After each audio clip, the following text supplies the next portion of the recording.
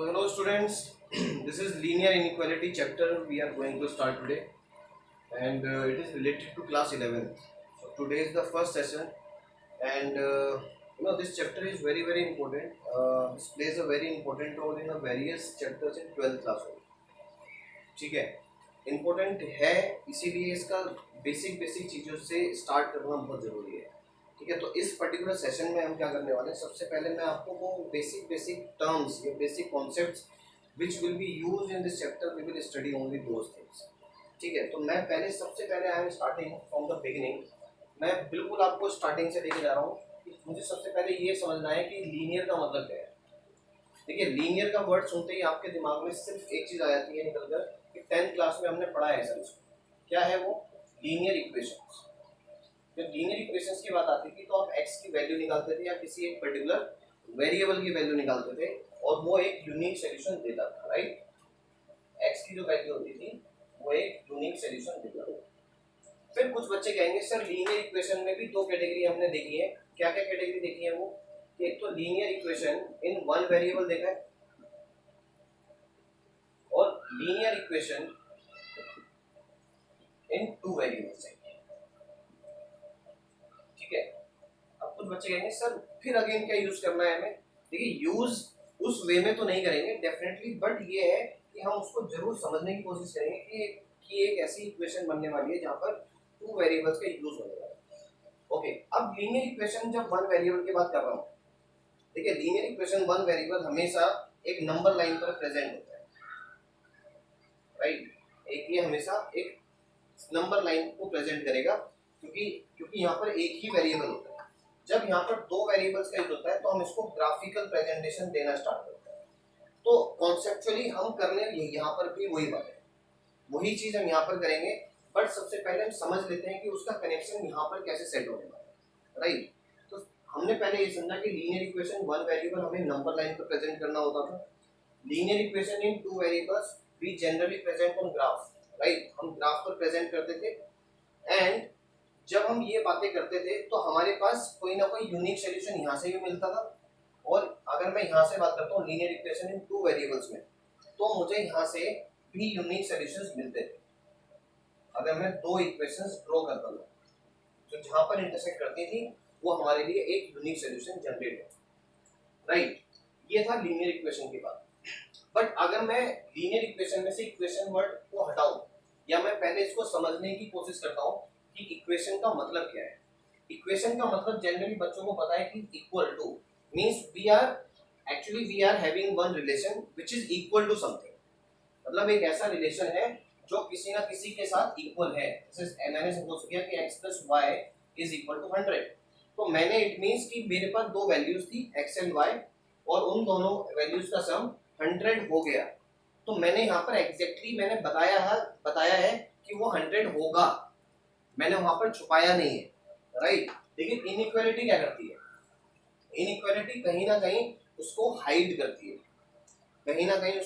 करती है, वो कभी भी आपको एग्जैक्ट वैल्यू नहीं बताएगी. वही इनइक्वालिटी है. अब उस चीज को मैथमेटिकली कैसे प्रेजेंट किया जाए. राइट, कि आप इस इक्वेशन पार्ट को हाइड भी करें और आप अपना आंसर बताएं भी और नहीं भी बताएं, दोनों बातें निकल कर आए. सपोज जैसे मैं आपके लिए एक एग्जांपल बनाता हूँ कि दो बॉयज हैं. राइट, और दो बॉयज के लिए मैं बात करता हूँ कि इन दो बॉयज के पास पैसे हैं, some money is there, and I am saying कि इन दोनों का जो मनी का सम है वो 100 रुपीज नहीं है. इन दोनों मनीज का जो सम है वो 100 रुपीज नहीं है. मैंने कहा कि एक बच्चे के पास A रुपीज है और एक बच्चे के पास B रुपीज है, और मैंने ये बोल दिया कि उनके पास 100 रुपीज नहीं है. तो इट मीन्स मैंने क्या करा, मैंने ये बताया कि 100 कभी आंसर नहीं आने वाला है. राइट, 100 जो ये आंसर है ये कभी आने वाला नहीं है. तो आंसर क्या आने वाला है मैंने वो भी नहीं बताया. लेकिन आपको एक चीज बड़ी क्लियर हो गई कि इसका मतलब है कि या तो वो 100 से कम आएगा या 100 से ज्यादा आने वाला है. राइट, तो इट मीन्स जब भी आप इनइक्वालिटी की बात करेंगे तो आप इक्वल टू का सिंबल तो लगाएंगे ही नहीं ऑब्वियसली. तो इनइक्वालिटी की जब बातें करते हैं तो इक्वेशन को हटाकर इनइक्वालिटी आई ऑब्वियसली, और इस इक्वल टू को रिप्लेस किया गया किसने? ग्रेटर देन, स्मॉलर देन या ग्रेटर देन इक्वल टू. और या चार सिंबल्स हम जनरली इस चैप्टर में पढ़ने वाले हैं और इन चार सिंबल्स पर पूरा चैप्टर टिका हुआ है. इनके सेंस को ही समझना बहुत जरूरी है, क्योंकि यही हमें देने वाले हैं इनइक्वालिटी। जहां पर ये सिंपल यूज हो जाते हैं किसी भी पर्टिकुलर रिलेशन में, या कोई भी अलजेब्रिक एक्सप्रेशन, टू और more algebraic expressions are related to these four inequalities, तो हम बोल देंगे कि वो जो रिलेशन बना या वो जो इक्वेशन जनरेट हुआ उसको इन इक्वेशन भी बोल देते हैं, राइट। उसका नाम भी इन इक्वेशन किया गया। ठीक है बच्चों, ये समझना बहुत जरूरी है यहाँ पर। That is why I am explaining one by one. Linear equation से ही सब कुछ लिया गया है कॉन्सेप्चुअली, बट हमने क्या करा, इस इक्वल साइन को रिप्लेस किया बाय सम अदर सिंबल्स, जिसकी वजह से कि हम अब एग्जैक्ट वैल्यू नहीं मिल पा रही है। ठीक है, a प्लस बी की वैल्यू मैं पहले 100 बोल रहा था, यहाँ पर 100 है, बट यहाँ पर मैं बोल रहा हूँ 100 नहीं है। तो मतलब क्या होगा कि a प्लस बी की वैल्यू या तो 100 से ग्रेटर हो सकती है या 100 से लेस हो सकती है। ठीक है, तो अब 100 से लेस होती है तो इट मींस मुझे कहाँ तक जाना पड़ेगा, मुझे 0 to 99 जाना पड़ेगा, या 1012 अप टू इंफिनिटी। मतलब मेरे पास बहुत सारी रेंज आ गई, और मैं इस केस में आता हूँ तो मुझे 0 पर जाकर स्टॉप होना पड़ेगा, या तो उनके पास मनी है ही नहीं। ये केस ये भी बन सकता है। बट यहाँ पर जब आप इनइक्वालिटी की बात करते हैं तो यहाँ पर एक चीज और डिफरेंस निकल के आता है कि जब इनइक्वालिटी की बात होती है तो आपके पास जो सॉल्यूशंस होते हैं उसमें भी अब एक सोल्यूशन नहीं रह जाता, वहां पर आपको सेट ऑफ सॉल्यूशंस मिलते हैं, जिनको बोल देते हैं क्या, सेट ऑफ सॉल्यूशंस। क्योंकि एक सोल्यूशन कभी मिलेगा नहीं इनइक्वालिटी में, राइट। तो ये था इनइक्वालिटी और इक्वालिटी में डिफरेंस जो हमें समझना चाहिए। अब आते हैं इस बात को कि जब सॉल्यूशंस मिलते हैं, क्योंकि ये नेक्स्ट स्टेप है, आपने सॉल्यूशंस निकाल दिए, राइट। अभी जब लीनियर इक्वेशंस की बात करते थे तो आप सॉल्यूशन कर लेते थे, क्योंकि एक वैल्यू आती थी, आप लिख लेते थे x equal to this one. But जब आपके पास सेट ऑफ सॉल्यूशन आएगा, जैसे मैं इस केस की बात करता हूँ कि मेरे पास 100 से इनफाइनाइट वैल्यू आप बता रहे हैं कि a प्लस बी की वैल्यू मोर देन 100 होने वाली है। मोर देन 100 तो it is not a definite part, ये डेफिनेट तो है नहीं। मतलब क्या, हमें 100 से कुछ भी ले सकते हैं। तो यहाँ पर इस केस में क्या करेंगे, 100 से कहाँ तक जा सकते हो आप इनफाइनाइट तक जा सकते हो, राइट।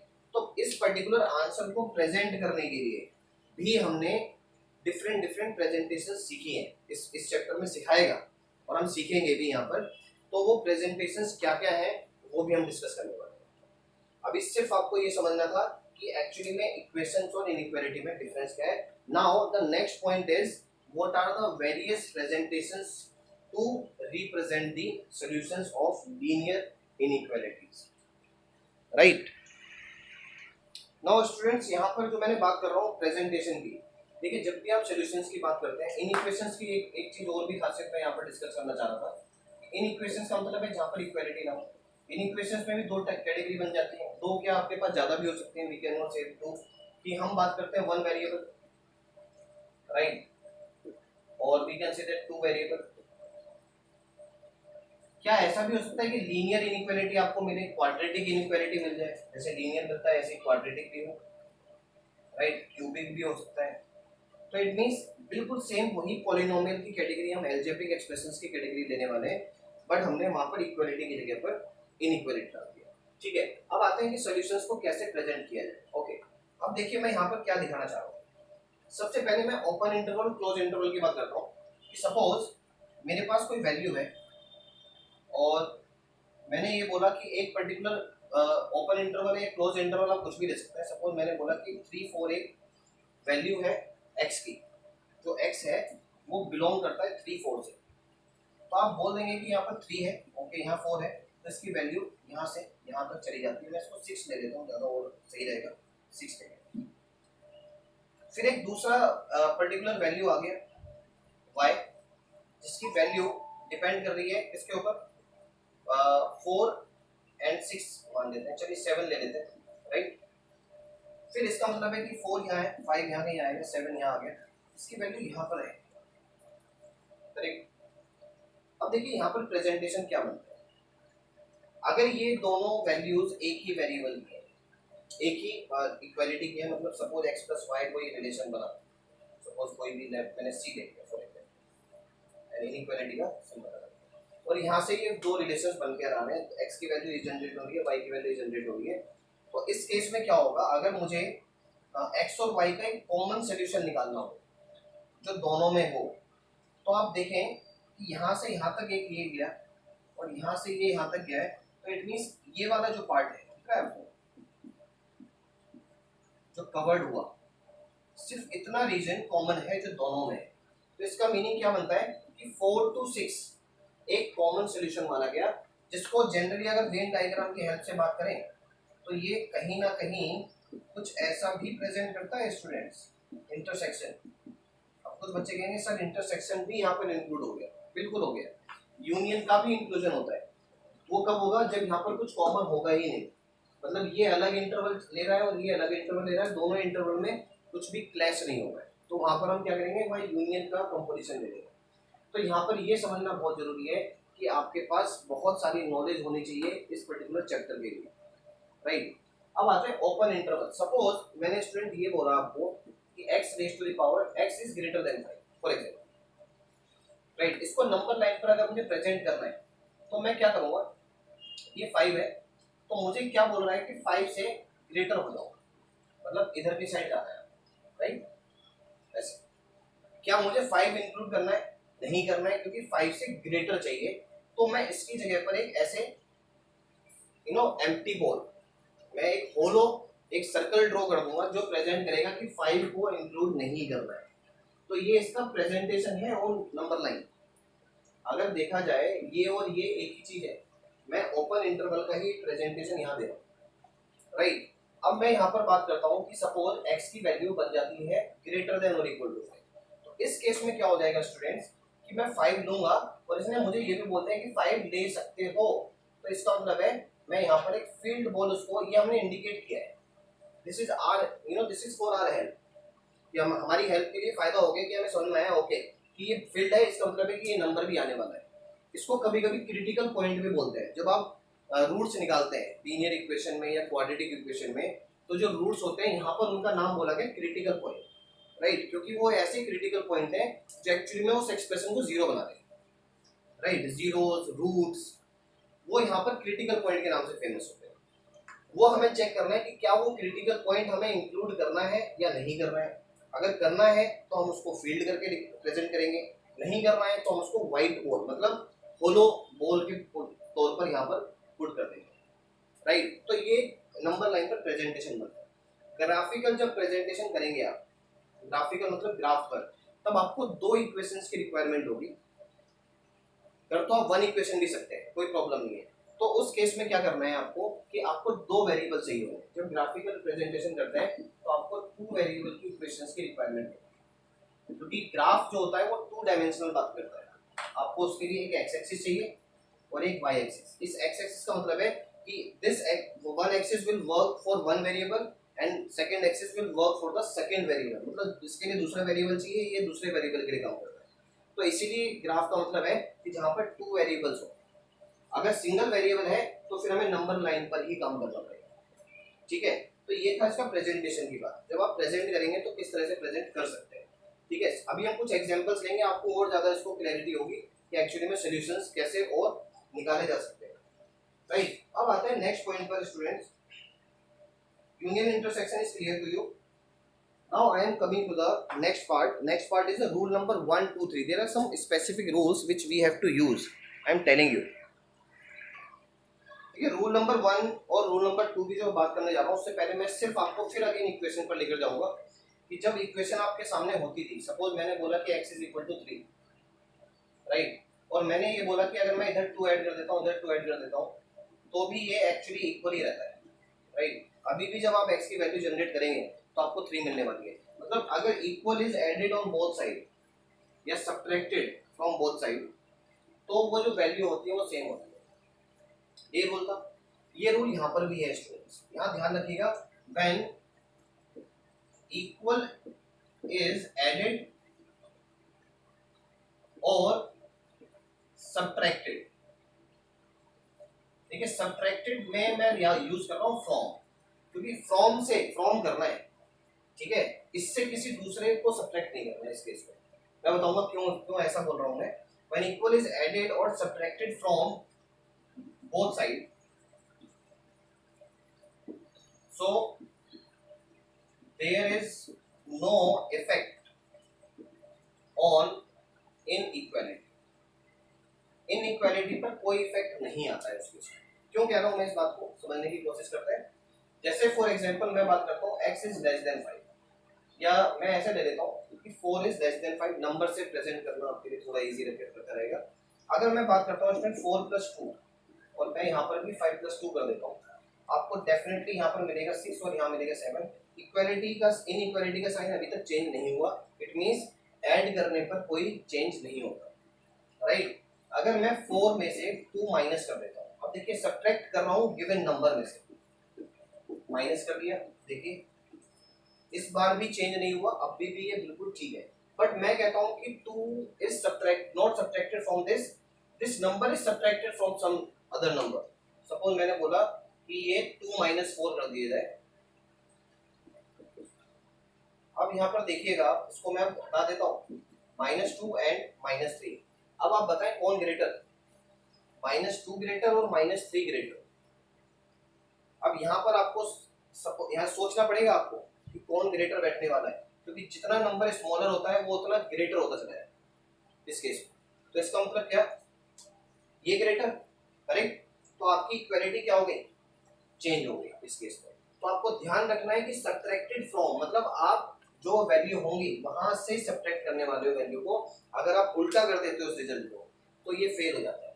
बट अगर ऐसा होता कि 4 = 4, इक्वालिटी के केस में ये कुछ भी इसमें इफेक्ट नहीं आता कि अगर 4 - 3 करो या 3 - 4 करो, क्योंकि हर केस में ये इक्वल ही आना है। तो इक्वालिटी के केस में इसमें प्रॉब्लम इस केस में नहीं आती है, लेकिन जब आप इनइक्वालिटी के केस में पढ़ते हैं तो आपको ध्यान रखना है सब्ट्रैक्शन आपको करना है फ्रॉम द गिवन नंबर्स, जो आपने पर्टिकुलर वैल्यू आपने सब्ट्रैक्ट करवानी है, राइट। ऐसे ही same case for multiplication and division के लिए भी है स्टूडेंट्स।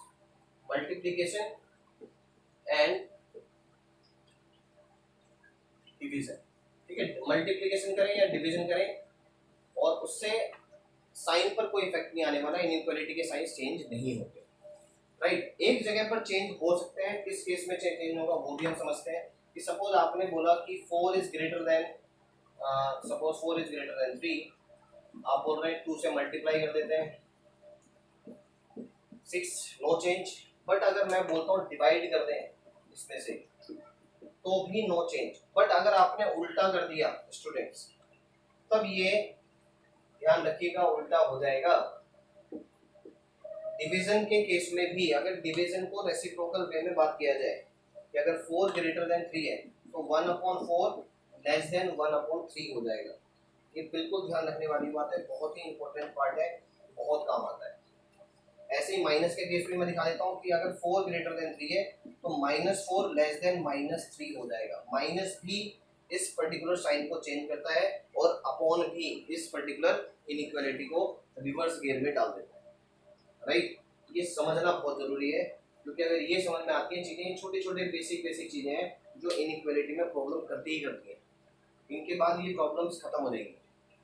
अब आते हैं रूल नंबर 3 पर। रूल नंबर 3 एक्चुअली में यही था जो मैंने यहाँ पर समझा दिया आपको कि अगर मैं माइनस से मल्टीप्लाई कर दूँ, जैसे मैं 4 - 3 ले रहा था, कि अगर मैं -4 से मल्टीप्लाई कर दूँ दोनों नंबर्स में तो इनइक्वालिटी का साइन रिवर्स हो जाता है।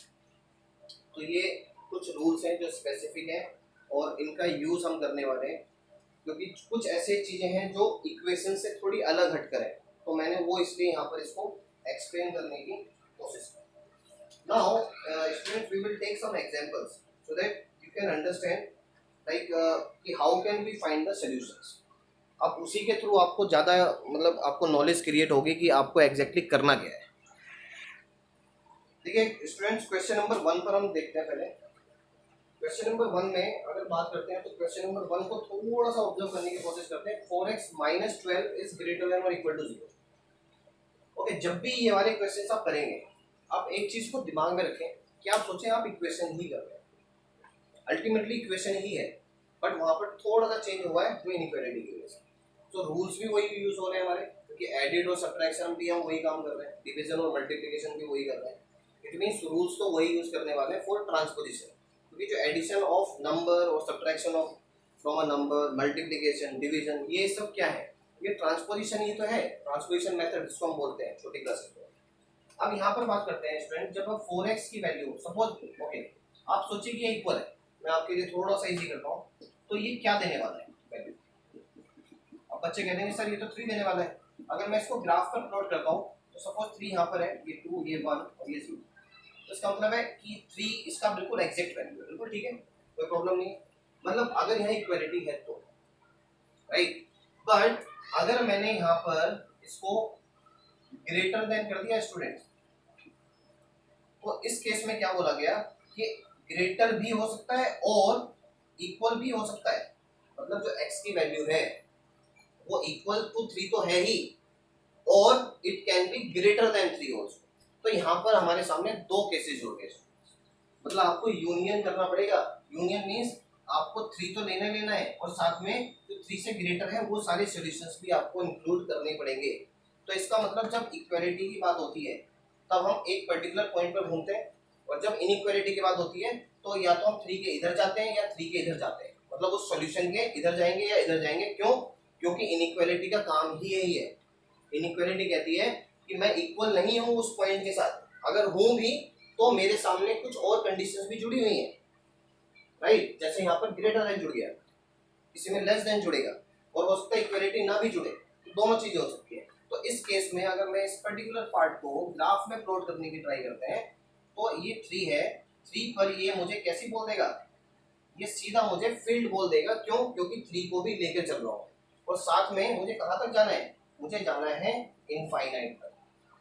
तो मैं ये तो था ग्राफिकल प्रेजेंटेशन, अगर मुझे इसको नॉर्मल प्रेजेंटेशन देना हो तो x की जो वैल्यू है वो क्या बनेगी स्टूडेंट, 3:इंफिनिटी। अब देखिए मैंने यहाँ पर क्लोज्ड इंटरवल का सिंबल बना दिया है। क्लोज्ड इंटरवल का सिंबल यही होता है, और ये इनफाइनाइट हमेशा ओपन लिया जाता है, क्योंकि इनफाइनाइट की वैल्यू डिसाइडेड ही नहीं है। हम ये मान के चलते हैं इनफाइनाइट से जो भी पहले होगा वो डिसाइडेड होगा, बट इनफाइनाइट से तक हम इसको ओपन इंटरवल ही मान के चलेंगे, राइट। तो ये था इसका presentation on line, and this is the different presentation with the help of open और closed interval। तो आपको दोनों में से कुछ भी आप दिखा सकते हैं, वैसे दोनों दिखाएं तो और ज़्यादा बेटर लगेगा, राइट। अब आते हैं second question. Second question is again very easy sir. मैं बार बार आपको यही बोलता हूँ कि आप सीधा इक्वालिटी से कंपैरिजन करिए और बिल्कुल उसी को फॉलो करते हुए आप करते जाइए। कुछ ऐसे केसेस भी हैं जहाँ पर हम नॉर्मल वे में जैसे हम इक्वेशंस करते हैं वहाँ पर वो चीज़ें फॉलो नहीं होती हैं, but I will tell you कि वो कौन से क्वेश्चन हैं और आप कैसे उनको पता कर पाओगे। सबसे पहले हम नॉर्मल से ही स्टार्ट करने वाले हैं। ओके, नाउ इस केस में क्या करते हैं स्टूडेंट, इस 3x को इधर ले जाइए, इस -3 को इधर ले आते हैं, तो इक्वालिटी पर कोई इफेक्ट आएगा ही नहीं। ये हो जाता है 2x और ये होता है 2, और x की वैल्यू आ जाएगी 2/2। x क्या रहा है, लेस देन 1। इसका मतलब है 1 को क्या ले सकता हूँ मैं, नहीं ले सकता, क्योंकि इक्वल सिंबल नहीं है। तो इसका मतलब मैं अगर मुझे सोल्यूशन चाहिए तो माइनस इनफाइनाइट से 1 ही आएगा, सॉरी दिस इज ओपन। तो अब देखिए दोनों तरफ से ओपन इंटरवल है इसका। क्यों?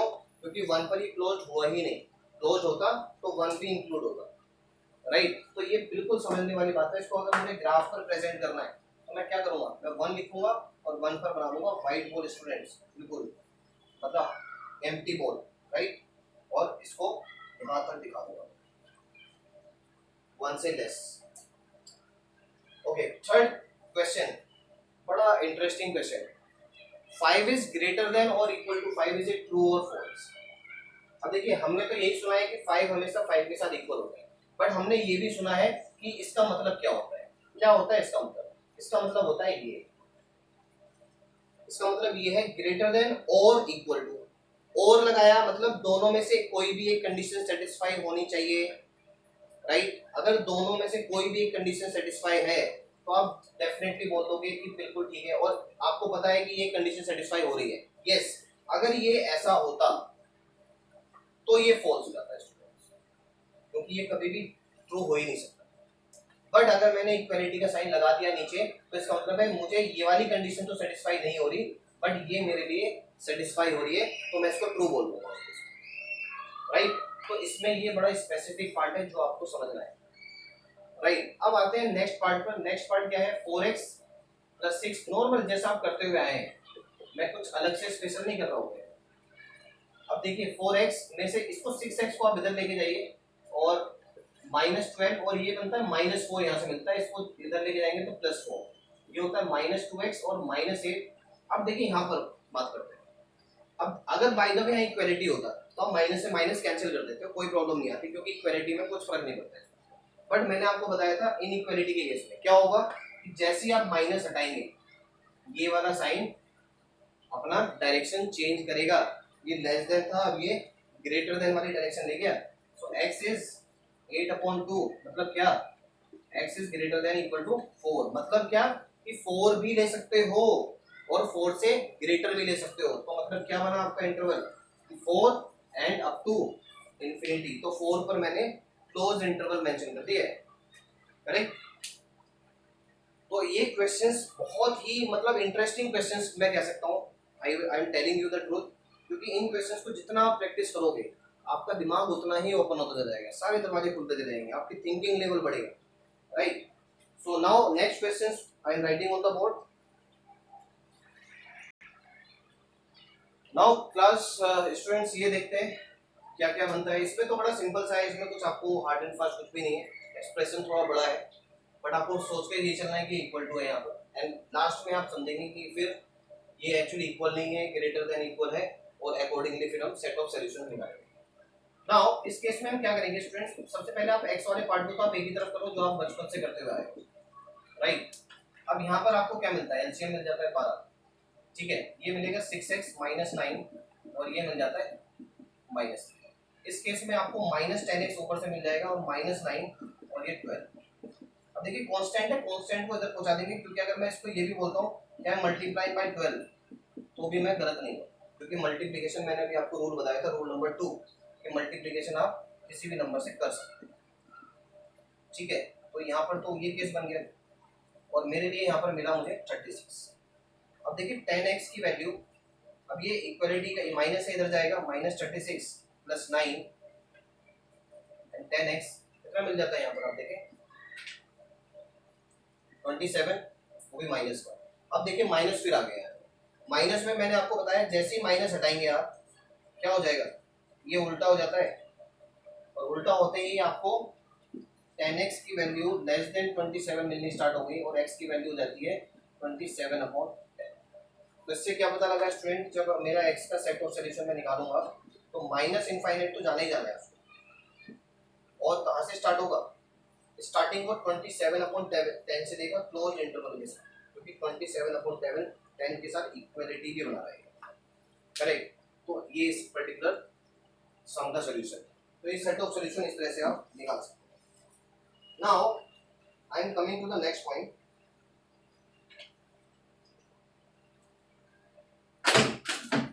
ओके,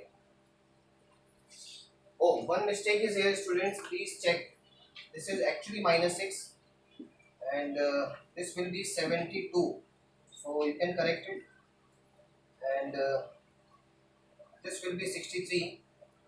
तो देखिए छोटी सी मिस्टेक और उसने आगे तक के लिए पूरा बेकार कर दिया सोल्यूशन को, तो आप इसको टाइमली चेक भी कर लें। तो नाउ ये तो चलिए हो जाता है, इस पर आते हैं स्टूडेंट्स। ये कह रहे हैं 1/x -2। अभी तक आप देखें मैंने अभी तक वेरिएबल जो था जितने भी क्वेश्चंस किए वो डिनोमिनेटर में नहीं, अभी डिनोमिनेटर में आ गया। प्रॉब्लम ये आता है कुछ बच्चे कह सकते हैं कि सर इक्वल टू 0 करके इसको उधर पहुंचा देते हैं, राइट। जब आप इसको इधर ही पहुंचा देंगे, ठीक है, चलिए आपने बोला 0, आपने इसको x -2 को इधर पहुंचाया, तो आपने करा क्या, आपने तो इसका खुद का इसका वजूद ही खत्म कर दिया, इसका x का जिसकी वैल्यू निकालनी है। जब x ही नहीं बचेगा तो आप करोगे क्या। तो इस केस में आपको बहुत ही सोच समझ के कदम उठाना है, क्योंकि हम यहाँ पर ये यूज नहीं कर सकते। मैं इसी बात के लिए कह रहा था आपको कि इक्वेशन की ऐसा नहीं है कि हर बार आप इक्वेशन वाली प्रोसीजर को यूज करेंगे और you will get the solution, right. अब यहाँ पर आपको चेक करना है कि हमें करना क्या है। आप ये सोचिए कि मुझे वैल्यू क्या लेकर आनी है। ये जो 1/x - 2 है ये नेगेटिव वैल्यू देगा, क्योंकि बोल रहा है कि 0 से लेस है। अगर ये 0 से लेस है स्टूडेंट जस्ट थिंक, ये न्यूमरेटर क्या है, न्यूमरेटर की वैल्यू 1 है और 1 क्या है, 1 पॉजिटिव है। तो ये 1 तो कभी नेगेटिव हो नहीं सकता, क्यों, क्योंकि 1 तो फिक्स होता है, कांस्टेंट है। अगर उसको पॉजिटिव दिया है क्वेश्चन में तो पॉजिटिव ही रहने वाला है, उसको नेगेटिव कर ही नहीं सकते। बट मुझे यहाँ पर मैं फ्री हूँ अभी, कहाँ पर, x - 2 पर, x माइनस टू मतलब ये जो ब्रैकेट है, क्योंकि यहाँ पर वेरिएबल आ गया और इसी यहाँ पर हमें पता भी करना है x की कौन सी वैल्यू पुट करें ये नेगेटिव हो जाए। तो अगर ये नेगेटिव हो जाए नीचे वाला, अगर नीचे वाला नेगेटिव हो जाता है तो ऊपर वाला कितना भी पॉजिटिव हो ये होल वैल्यू नेगेटिव ही होने वाली है। क्यों होने वाली है कि जब 1 करते हैं और नीचे अगर माइनस आ गया तो ये नेगेटिव ही बोली जाती है, ऊपर वाले पॉजिटिव से कुछ नहीं हो सकता। तो इट मीन्स इस केस में मुझे ये क्लियर हुआ कि x माइनस टू को तो नेगेटिव होना बहुत ही जरूरी है, क्योंकि अगर इसको नेगेटिव होना है तो x माइनस टू को नेगेटिव होना पड़ेगा, 1 तो पॉजिटिव ही है। तो हमने इस केस से ये समझा कि x माइनस टू को आप लिख देंगे लेस देन 0। जब ये लेस देन 0 हो जाएगा तो इसका मतलब ये होता है कि x की वैल्यू 2 से लेस होगी, और 2 से लेस होगी इसका मतलब क्या कि 2 से तो स्टार्ट नहीं हो सकती, 2 के बाद से स्टार्ट होगी। ओपन इंटरवल है दोनों केसेस में, क्योंकि 2 से नेक्स्ट वैल्यू लेनी है। आप ले सकते हो 2.1, 2.2, 2.3 व्हाटएवर, बट 2 नहीं ले सकते, राइट। तो इस क्वेश्चन में ये बड़ा स्पेसिफिक पार्ट है जो हमें समझना है। एक और क्वेश्चन लेते हैं इसी तरह का, और आपको वो बहुत और ज्यादा क्लियर करेगा इसी चीज को, राइट।